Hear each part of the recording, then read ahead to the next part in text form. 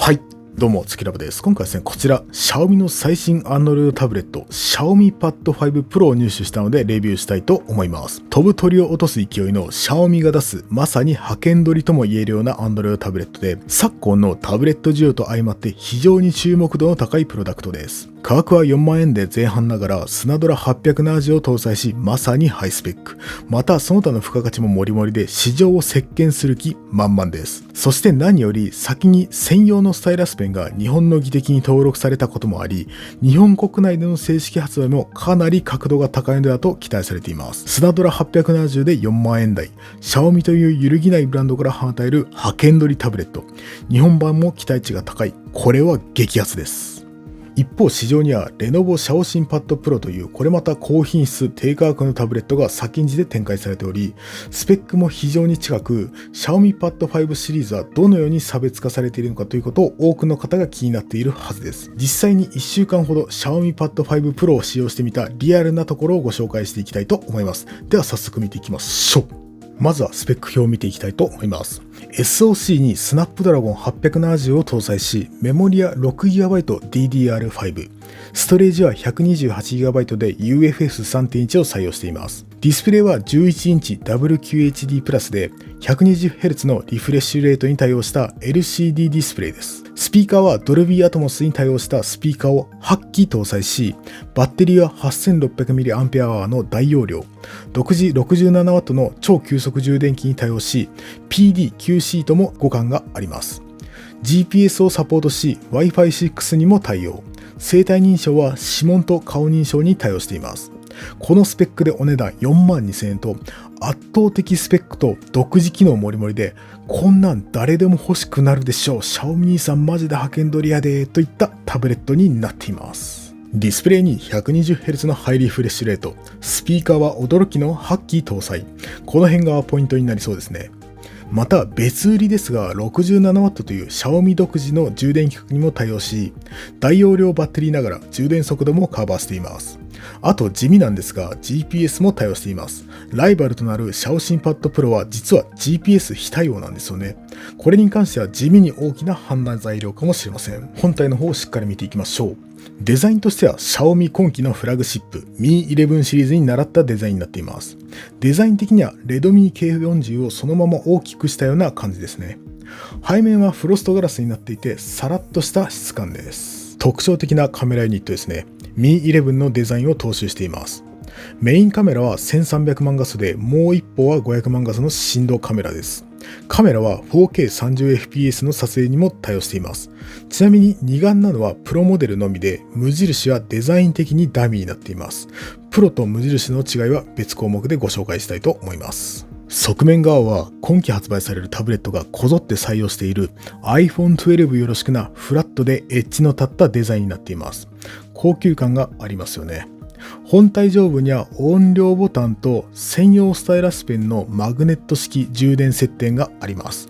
ペンを置くだけで充電できるという優れた設計ではあるんですけども、肝心のスタイラスペンの初期ロット数が異様に少なかったようで、今回購入することができませんでした。なので今回のレビューでスタイラスでの使用感はありませんのでご了承ください。左サイドには電源ボタン兼指紋認証センサーがついています。ちなみに指紋認証センサーがついているのはプロ版のみなので、無印版を予定している方は要注意です。側面にはそれぞれ4箇所スピーカーが配置されています。見た目ではわかりませんが、プロ版はスピーカーがなんと8機も搭載されているオクタスピーカー構成です。本体のボトム面にはポゴピンがついています。こちらは専用のキーボードカバーが発売されています。今回は未購入なので割愛させていただきます。ディスプレイ面です。ベゼルは最近のプロダクトと比較するとだいぶ太めな感じがしますね。フロントには800万画素のフロントカメラがついており、顔認証に対応しています。本体は横で使うことが多いと思うんですが、カメラは縦の位置についています。この辺は好みの問題でしょうか。縦横でも顔認証は問題なく使えました。Xiaomi Pad 5 Proでかいなとか思っていたんですけども、シャオシンパッドと並べると Xiaomi Pad 5 Pro の方がコンパクトなんですよね。その代わり重量が 500g を超えているので、正直持った時の感想としては Xiaomi Pad 5 Pro の方がでかい、重い、分厚いと感じていました。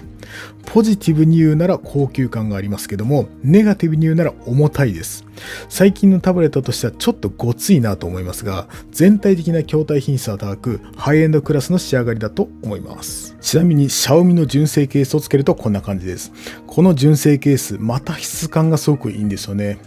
合皮だと思いますけども、質感がすごくいいね、感じになっています。この翡翠カラーもすごくかっこいいですよね。めちゃくちゃ高級感があるのはいいんですけども、正直もう少し軽くして欲しかったなって感じですかね。はい。ケースをつけると 840g ほどあります。タブレットとしてはもう少し軽い方が良かったかもしれませんね。Xiaomi Pad 5 Pro の大きな特徴として、ドルビーアトモスに対応したスピーカーを合計8機搭載していることです。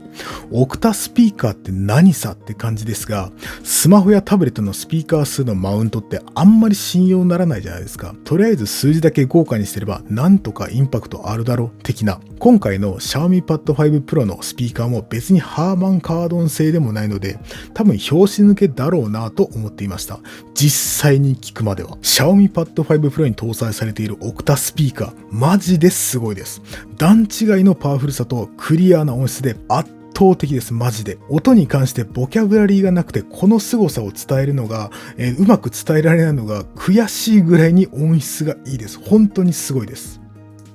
まず音のパワフルさがすごくて、一つ一つのスピーカーから出ている音圧みたいなものが本当にタブレットから鳴っているのかと疑うくらいです。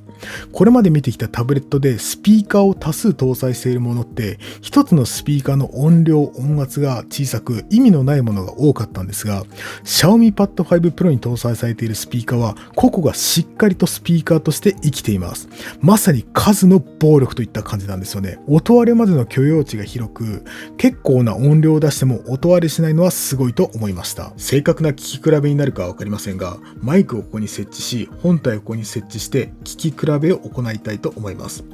聞き比べをするのはシャオシンパッドプロ。こいつもですね、JBL 製のクワッドスピーカーを搭載した割と高音質なタブレットになっています。こいつと比較していきたいと思います。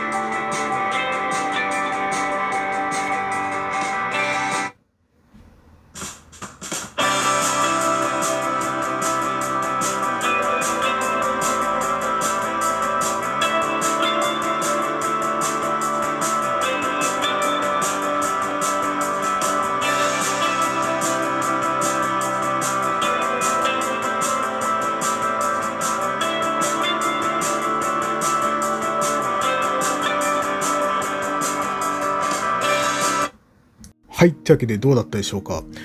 あまりね、正確にお伝えすることができないのが残念なんですけども、低音の響きも素晴らしく、本体を持ちながら再生すると、ズッズッズとバスの響きを感じます。高音域も解像度は高く、かなりクリアな音質だと思います。また、ドルビーエフェクトという項目からグラフィックイコライザー機能も使えます。ここまで細かく調整できる機能はライバルのシャオシンパッドにはついてなかったはずです。ソフトウェア面でも Xiaomi Pad 5 Pro のサウンド周りは優秀です。同じくスピーカー自慢のシャオシンパッド Pro は JBL 製のクワッドスピーカーを搭載していました。こちらのスピーカーの品質は非常に高いと私は評していましたが、Xiaomi Pad 5 Pro と比較するとそのクオリティは圧倒的に差があります。音量、音圧、解像度感、すべてにおいて勝っていると感じました。Xiaomi Pad 5 Pro のスピーカーは他社メーカーと比較して明確に差別化できるポイントだと感じましたので、一番にご紹介させていただきました。はい。お次はディスプレイを見ていきたいと思います。Xiaomi Pad 5 Pro と他メーカーを比較する上で一番重要になってくるのがディスプレイについてだと思います。悩ましいことに Xiaomi Pad Pro は有機 EL ではなく LCD ディスプレイです。その代わり 120Hz のハイリフレッシュレートを採用しています。この部分が気になっている人は多いんじゃないでしょうか。左が有機 EL を採用したシャオシンパッド、右が Xiaomi Pad 5です。発色と輝度、コントラストについては LCD であっても十分満足できるレベルにあると思います。彩度が低いとか色にムラが出ていたりということも全くありません。もちろん有機 EL と比較すると視野角やコントラストが実際の上で見た時で劣ります。斜めから見た時が一番わかりやすいですね。輝度もライバルのシャオシンパッドプロが600ニッツなのに対してシャオミパッド5 Pro は500ニッツ程度だそうです。輝度や発色を比べるならやはり有機 EL を採用したシャオシンパッドプロに軍配が上がりそうです。一方、くっきり感、解像度感で言うと、Xiaomi Pad Pro 5の方が勝っているように感じます。これはレノボのシャオシンパッド Pro がディスプレイがペンタイル配列なのが影響していると感じました。特に文字表示に関しては2つを並べると Xiaomi Pad 5 Pro の方がくっきりしているように感じます。追従性に関しては Xiaomi Pad 5 Pro が 120Hz のリフレッシュレートに対応していて動作の滑らかさでは勝っています。しかしシャオシンパッド Pro も 90Hz 駆動なので悪いわけではありません。ディスプレイに関して Xiaomi Pad 5 Pro とレノボシャオシンパッド Pro の比較表としては以下の通りです。輝度、発色に関してはレノボシャオシンパッド Pro の方が優れています。くっきり感では Xiaomi の Pad 5、追従性ではレノボのシャオシンパッドも優れていますが Xiaomi Pad 5 Pro のがより優れていると言えます。まさに一長一短で本当に悩ましいポイントですね。有機 EL と LCD ディスプレイとの比較ということで有機 EL が圧勝になるかと思いきやさほど差がありません。 Xiaomi Pad 5シリーズの懸念点としては LCD ディスプレイがどのくらいのものなのかという点が大きかったと思うので結論としては Xiaomi Pad 5 Pro のディスプレイも非常に優れていると言えます。 LCD ディスプレイということが引っかかっている人はそこまで憂慮する点ではないのかなというふうに正直思います。余談ですが Xiaomi 機の一部の端末でタッチ切れなる不具合が起こっているバージョンもあるそうです。試しに画面のタッチ切れを確認するソフトで確認してみましたが今回の Xiaomi Pad 5 Pro のバージョンではその辺の問題は全くなさそうです。SoC に関してはスナップドラゴン870を採用しています。ハイエンドの一歩手前、多くの人に過剰とも言えるスペックながらコストパフォーマンスが非常に素晴らしいスナドラ870ともあれアントゥトゥベンチマークを回した結果がこちらです。はい、というわけでアントゥトゥ、69万点、70万点近いですね。やはり高水準だと思います。このスペックが4万円台前半で買えるなんて感動ものだと思います。ずっと低性能のタブレットをゲームをしないから全然使えると己を騙し騙し使っていましたがもう我慢しなくていいんです。今期は本当にタブレット界隈が熱いです。SOC の性能と合わせてここに来て 120Hz の恩恵が出ているように感じます。ブラウジングなどは指に吸い付くようで普段使いという言葉の基準をぐんと引き上げているように感じます。生体認証は指紋と顔認証に対応しています。指紋認証はプロ版のみなので注意がいりますね。顔認証は 2D 認証なので精度的にはどうか分かりませんが本当に認証しているのかと疑うほどに早いです。夜間の暗闇でも画面の光量である程度は認証が通ります。顔認証の使い勝手としては専用の IR カメラを採用しているシャオシンパッドプロより高速で使いやすいと感じました。実際にちょっと見てみましょう。まずは顔認証の速度から。はい、この速度です。これ顔認証をオンにしてるんですよね。はい。じゃあ試しにちょっと顔を隠しながらやってみるとどうなるでしょうか。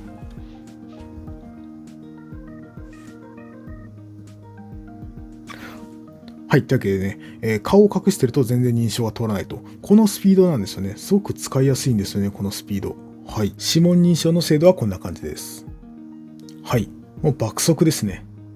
めちゃくちゃ速いと思います。顔認証と指紋認証が併用できるので、かなり使い勝手はいいかと思います。画面はダブルタップと持ち上げのウェイクアップにしっかりと対応しています。さすがはハイエンド級の端末なので、この辺の基礎的な部分は非常にしっかりと作られていて、快適に使うことができると思います。お次はゲーム性能を見ていきたいと思います。どうやら MIUI 機は音ゲーに弱いというキーワードをたびたび目にします。一方でそんなことはないというワードも同等に見られます。今回の Xiaomi Pad 5 Pro シリーズはゲーム用途でという方も非常に多いと思いますのでその辺を見ていきたいと思います。まずはある種ゲーミングベンチになってしまっている原神ですが最高設定プラス 60fps で非常に快適に動いてくれます。原神に関してはノーストレスだと思いますね。最近だと Mi 11 Lite 5G がスペックの割に動作がガクガクということで結構話題になりましたが Xiaomi Pad 5 Pro に関してはしっかりと最適化されていると感じます。コットモバイルに関しては割とミドル帯の端末でそこそこ動くので、Xiaomi Pad 5 Pro の環境であれば全く問題ありませんね。Qi熱を30分ぐらい回しても本体の熱も全く問題ありません。お次は Twitter 上でリクエストもらったフォートナイトの動作感なんですが、リクエストしてくれた方曰く Galaxy Tab S7 で入力遅延が激しいとのことなんですが、スナドラ870って Tab S7 に搭載されている865プラスのクロックアップと 5G 対応という位置づけだったと思いますが、そこまで差が出るんでしょうかね。まず Android 版フォートナイトでは 60fps に固定できる端末が限られているようです。Xiaomi Pad 5 Pro はもちろんそのリストから外れていました。スペック自体は問題ないんでしょうが、30fps 固定になってしまい、正直カクつきのようなものを感じました。エピックの公式サイトにて 60fps および 120fps を正式にサポートするリストがありました。Xiaomi 端末は一つもリストに入っていませんね。フォートナイトのプレイ動画などを参考にすると相当エクストリームな指さばきを要するっぽいので、このレベルであれば Xiaomi Pad 5 Pro は厳しいかなと思いました。これは端末スペック云々というよりソフトウェア側の問題ですね。このタブレットより下位の SoC で 60fps をサポートする機種もあるみたいです。ちなみにルートを取って内部設定ファイルを書き換えることで 120fps に対応できるそうですが、さすがに敷居が高いですね。一番気になるのは音ゲーについて、実際 Twitter 上で MIUI で音ずれが発生している状況も見たんですが、この Xiaomi Pad 5 Pro でプレイした場合はどうなるでしょうか。結論としては長時間やっていると発生する可能性があります。熱処理かもしれませんね。スナドラ870が発熱しないとはいえ、原神コッドフォトナと立て続けにプレイしていたんですが、その後にこのプロセカをプレイした場合、ひどく飛びが発生しました。熱処理がうまいスナドラ870といえ、1、2時間ゲームをし続けた状態と厳しかったのかもしれませんね。MIUI 音ゲー音苦手説に関しては結構意見が分かれるので、もしかしたら音ゲー勢に共通する何かしらの因子があるのかもしれません。通常このプロセカを30分ぐらいプレイした程度では先ほどのような音飛びは発生したことはありませんでした。今回この動画を撮るにあたってゲームを連続でプレイした結果、ああいったことを初めて確認しました。今回初期購入者特典として 65W の超急速充電に対応したチャージャーが付属していました。ライバル機であるシャオシンパッドプロは 25W のクイックチャージ3に対応しているのですが、8500mAh という大容量をフルチャージするのには結構時間がかかります。この 65W 充電に対応した Xiaomi Pad 5 Pro は本当に充電が早いです。日本では電圧の関係からか最大 50W ぐらいしか出ないみたいなんですが、それでも圧倒的な速さですよね。ざっくりですが充電速度を確認してみました。まず20時の時点でバッテリー残量が 20% でした。そこから充電をスタートし、20時30分の時点で 65%、その後1時間経った21時の時点では 95% まで充電が完了していました。8500mAh の容量をこの速度で充電するってかなりハイスピードだと思いませんか。一方、この 65W 充電器は完全におまけだったので、通常購入時には充電器がついていないのは注意が必要です。なんと今回 USB ケーブルすらついていない潔さです。お次はワイドバインについてです。最近タブレット界隈ではワイドバインの認識は割と広がってきていますが、一応知らない人のために伝えておきますと、動画の著作権などを保護する技術みたいなもので、このワイドバインがレベル1でないと動画ストリーミングサービスで高画質再生ができないというものです。ちょっと見づらいかもしれませんが、ワイドバインを確認するアプリを見たところ、Xiaomi Pad 5 Pro はワイドバインはしっかりレベル1になっていました。Amazon プライムビデオ、Netflix 双方で SD 画質固定でした。ワイドバインがレベル1だけど、アマプラは不可っていうパターンはこれまで何度も見てきたんですが、Netflix まで SD 固定なのは私は初めてでした。この辺はサブスク側の問題で、ワイドバインがレベル1であっても、アマプラ、ネトフリノダのようにサービス側で許可がされていない場合、SD 固定ということですね。とりあえず今現在はグローバル版が発表されていない Xiaomi Pad 5 Pro なので、今後グローバル版が出れば Netflix は対応される可能性が高いです。ただし、アマプラはその他の Xiaomi 端末がそうであるように、グロ版が発表されても未対応のままなんじゃないかなと私は考えています。Xiaomi Pad 5 Pro シリーズのローンチイベントでは、MIUI に対してタブレット対応を強化した MIUI 4Pad なる UI も発表されていましたが、実際には現時点では色々と未実装なままリリースされたようですね。結構突貫リリースな感じです。まずタブレットを PC のような UI で使うことのできる PC モードについてです。これが未実装だったのはさすがにと思いました。シャオシンパッドプロでは同様の機能がしっかりと搭載されており、思った以上に Windows の UI のクオリティが高く使いやすかったです。これとほぼ同じものですが、ライバルとなるタブレットがしっかりと対応している機能が間に合っていないのは結構マイナス要素だと思います。ちなみに先に発売された Mi Mix Fold からポートされた APK を入れると何の問題もなく動くことができます。ただ、フォントサイズなどが Mi Mix Fold 向けなのか若干大きめです。また、特定のアプリ、Chrome などは Windows リサイズができない状態ですね。はい。おそらくこういった細かい部分の調整が不十分なので、まだリリースされていないのかなというふうに思います。キーボードカバーとかを同時発売したならば、PC モードは間に合わせて欲しかったですね。また、中国版の MIUI には MIUI プラスという Windows PC と強力に連携する機能があるんですが、なぜか現時点でタブレットは非対応でした。タブレットこそ連携機能がいるのになと思ったんですけども、というか MIUI プラス自体ですね、グローバル版の対応はいつになったらするんでしょうか。発表より半年近く経っていますが、未だにグローバル版での対応している機種は存在しません。MIUI といえば豊富なテーマも魅力でしたが、なんとテーマストア自体がまだ未対応でした。ホームのグリッドすら変えられません。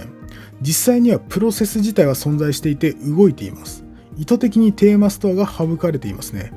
現時点ではタブレットという特殊なサイズにテーマ機能が追いついていない状態ですかね。テーマについては MIUI は根強いコミュニティ文化があるので、タブレットのみテーマは非対応なんてことはならないんじゃないかなと個人的には考えています。はい、最後になりますが、2021年9月15日に Xiaomi のグローバル発表会がアナウンスされました。気になるのはこの Xiaomi Pad 5シリーズが発表されるかということなんですが、一部噂ではもしかしたらプロ版が出ないのではという話も出ています。真意は9月15日にならないと分かりませんが、スナップドラゴン870って非常に優秀で今季一番コスパが良い SoC だと思うんですが、世界的な半導体不足により、まず中国国内向けにというメーカーの優先付けがされているような気がしてなりません。つまり何が言いたいかというと、下手したらプロ版はグローバル展開されないのではという可能性も大いにあると思っています。というわけで、もしかしたら無印版しか出ないのではということもあり得るので、それも含めて無印版とプロ版との違いをざっくりですが確認しておこうと思います。まず価格についてですね、プロ版が約4万2000円だったのに対して、無印版は3万3000円と約1万円ほど安くなっています。SoC がスナップドラゴン870からスナップドラゴン860にダウングレードしています。スピーカーが8機から4機に、マイクも地味に4機から2機に減っています。メモリは同じく 6GB ですが DDR4 に変更されています。メインカメラは1300万画素のシングルカメラのみ。接続は Wi-Fi 6が非対応になり、Bluetooth も 5.0 止まりです。バッテリーが若干容量が上がっていますが、33W の独自急速充電に変更されています。GPS がおそらく非対応です。一番大きなところは SoC がスナップドラゴン860にダウングレードしていることですね。今のところ採用しているのは自分が知る限りだと POCO X3 Pro だけなんですが、他にありましたかね。